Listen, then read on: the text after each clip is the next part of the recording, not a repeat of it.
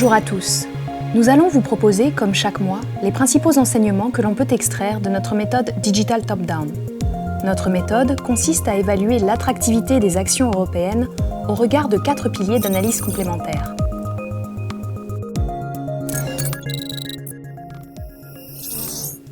Le premier pilier porte sur le momentum économique de croissance en Europe. Ce dernier se redresse en janvier et met fin à une phase de baisse quasi ininterrompue depuis l'été dernier, en raison d'effets de base devenus progressivement moins porteurs. Cela est traditionnel d'un milieu de cycle de reprise économique. L'évolution prochaine de la situation sanitaire déterminera l'inflexion future de notre indicateur, et l'on peut à cet égard faire preuve d'optimisme. Notons par ailleurs que le marché action, après la baisse observée en janvier, évolue à nouveau en cohérence avec le momentum économique. Le deuxième pilier porte sur la politique monétaire mise en œuvre par la BCE.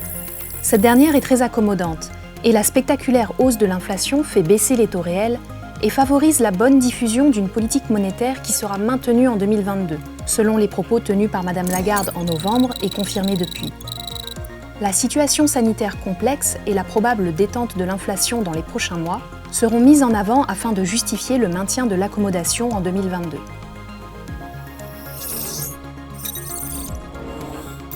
Les conditions monétaires ne sont pas sans conséquences sur le troisième pilier de notre analyse, qui porte sur les valorisations du marché européen.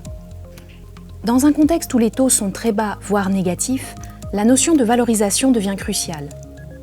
La prime de risque du marché action européen s'établit à 6,6%, un niveau anormalement généreux comparé à la moyenne historique de 5% et comparable au niveau mesuré en octobre 2020, alors que depuis cette date, les indices européens ont grimpé de près de 50%.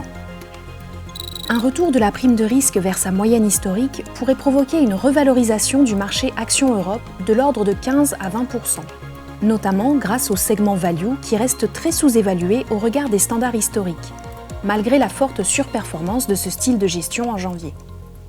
Par ailleurs, la croissance des bénéfices des entreprises européennes reste au rendez-vous et n'a de cesse d'être révisée à la hausse. Les bénéfices 2022 ont été relevés de 2% au cours du mois de janvier par le consensus des analystes et sont désormais attendus 25% au-dessus de leur niveau d'avant-crise de la Covid et 7% au-dessus de ceux de 2021. Enfin, le quatrième pilier traite de l'aspect comportemental. La dynamique long terme est haussière dans la mesure où la plupart des indices internationaux actions, à l'exception des marchés asiatiques, sont au-dessus de leur moyenne mobile de 100 jours. Les indices européens disposent par ailleurs d'un support technique puissant, correspondant au sommet historique de 2000 et de 2007, situé environ 7% en dessous des niveaux actuels. En conclusion, le contexte reste globalement porteur pour les actions européennes et ses composantes les plus cycliques à moyen terme. Elles restent stratégiquement incontournables dans une allocation d'actifs. Le momentum économique reste expansionniste. La Banque centrale continue d'inonder le système financier de liquidités et maintient à un niveau bas les taux longs, ce qui justifie une revalorisation profonde des indices et des composantes les plus value.